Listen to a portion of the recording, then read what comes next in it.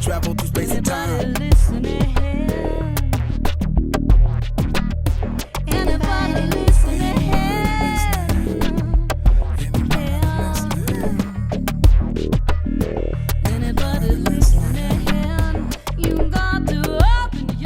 I wanted to know the truth about UFOs and ETs. So I attended the 2008 UFO International Congress Convention. It was a crash course in UFO realities with experts and abductees from all over the world.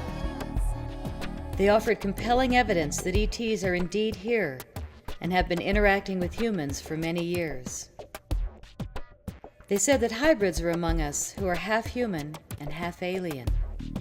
They look like us and fit right in.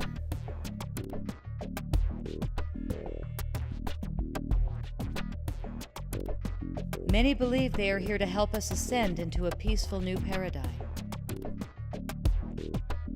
Others fear that they are here to take over our planet. Our thoughts, awareness, and responses are more important than ever now.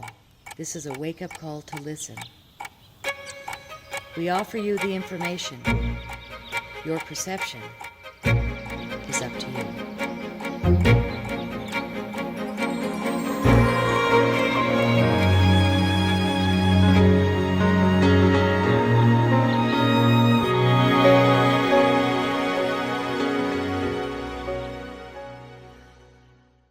This is such a cool, incredible topic. Just by looking at it, what do you mean we were visited by extraterrestrials in the past? Come again?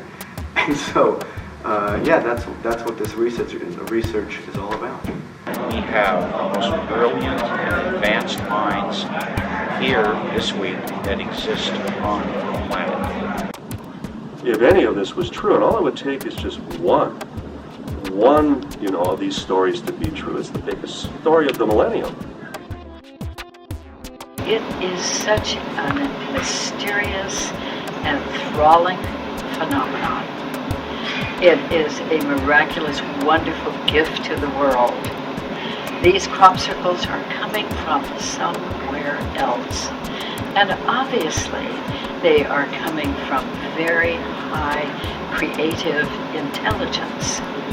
This creative intelligence is really paying attention to the world. And I think that this intelligence is trying to have us wake up. My father had told me something that was very surprising to me. He said, have you ever wondered why you've had all these UFO experiences and your sisters never did it? And why you also have always been very psychic? And why you've had missing pregnancies? And I thought, where in the world did he get that information? I said, well, no, Dad, I don't know anything about that. And he said, it's because you're a hybrid. And I said, a hybrid? Yeah. What do you mean a hybrid? And he said, you're half human and half alien. I have come to see the enormous chasm between what we might call our official version of reality, the received wisdom that our society gives us, and then the actual truth of the reality of this topic. The difference is so vast, it's so overwhelming that it almost boggles the mind. And yet there it is every single day. So that on the one hand we have thousands and thousands and indeed millions of witnesses to UFO phenomena around the world. And I say millions because every single poll that has ever been done indicates that approximately 10 or 12% of the individuals polled have said that they have seen a UFO. That translates into many millions of Americans. We do have many hundreds of thousands of UFO reports that have been collected by agencies around the world. There's, again, an overwhelming abundance of data to work with. Not that every single UFO report is of a definite alien spacecraft, but some of these reports are outstanding. And for every report that exists, there are many, many times that number that are never reported. This we know. So that's on the one hand, this enormous enormous presence in our world. And then you have, on the other hand, where in official national media, this topic gets barely a whisper. And when it does, it's typically in a kind of pejorative vein. So then the question is, well, what is going on here?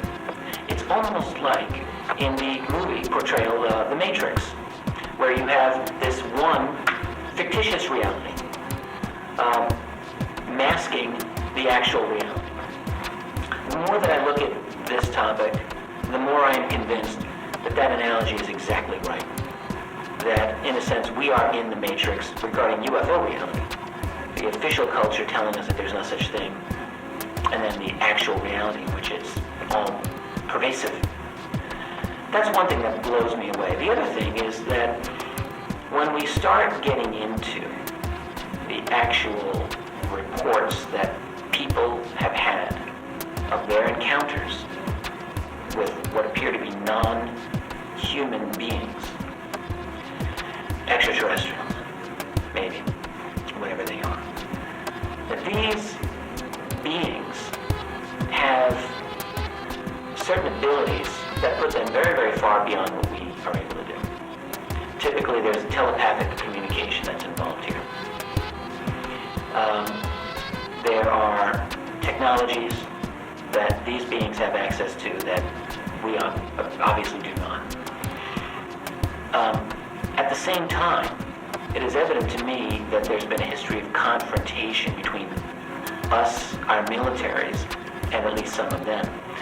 So on the one hand, they're very, very far advanced of us, but on the other hand, we seem to be continually fighting them or chasing them.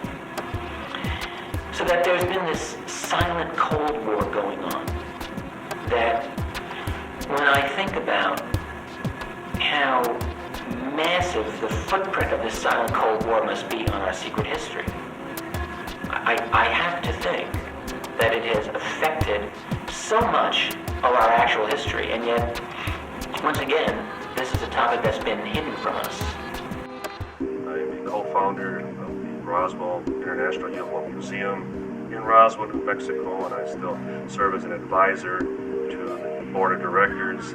And my partner, Thomas Carey, and I are still very much involved in investigating the UFO phenomena as directly related to that 1947 incident. Headline edition, July 8, 1947. The Army Air Forces has announced that a flying disc has been found and is now in the possession of the Army. Army officers say the missile, found sometime last week, has been inspected at Roswell, New Mexico, and sent to Wright Field, Ohio, for further inspection. I'm a little frustrated as to why the media, in learning and hearing of such cases, would turn a blind eye, would turn a deaf ear, and not realize that this may be as big as the story itself.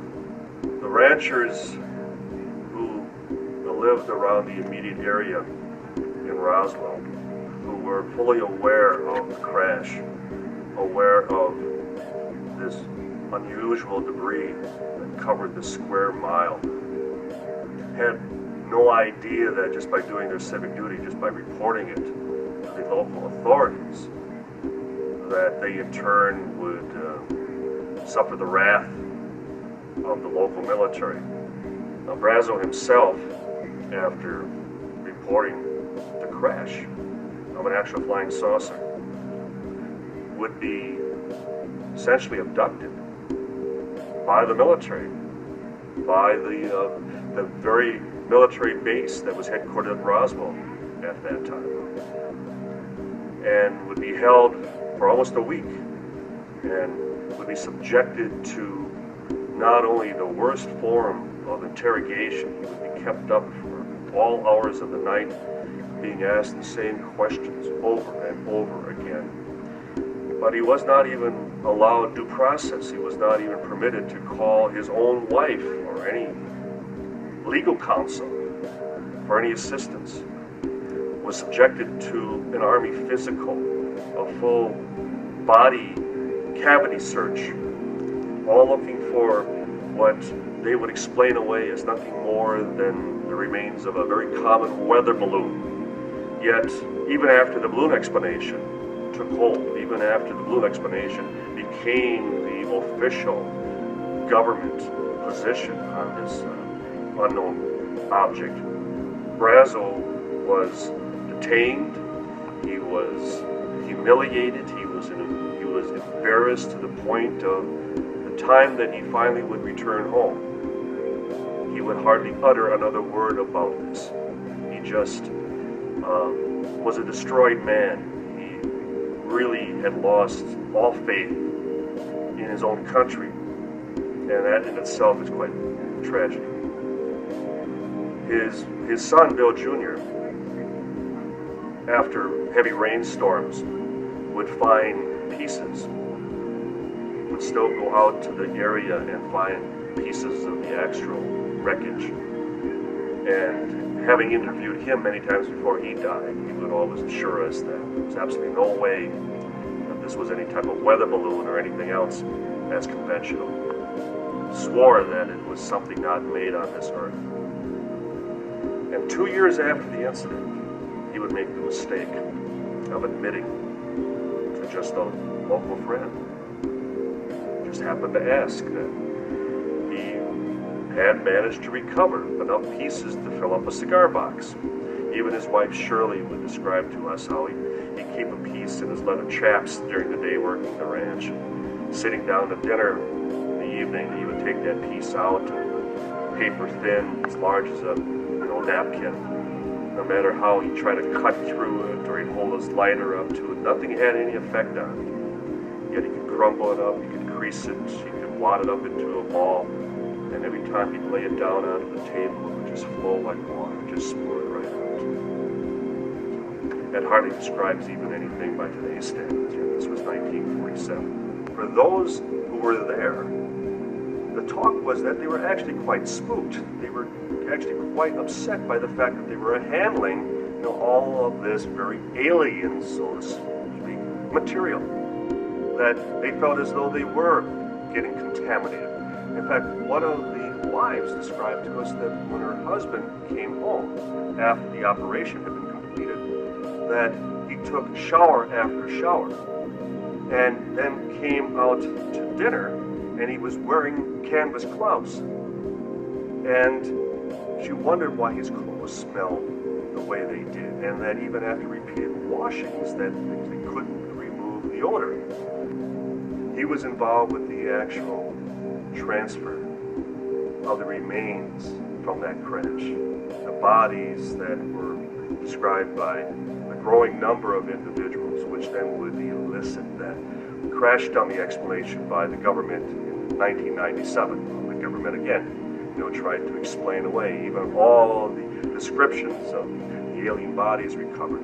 Within the last 2 years, we now have first-hand witnesses that not only was there a survivor, but that it was taken to the base hospital. And it's something that we intend to flesh out even more as we still have time with the remaining witnesses.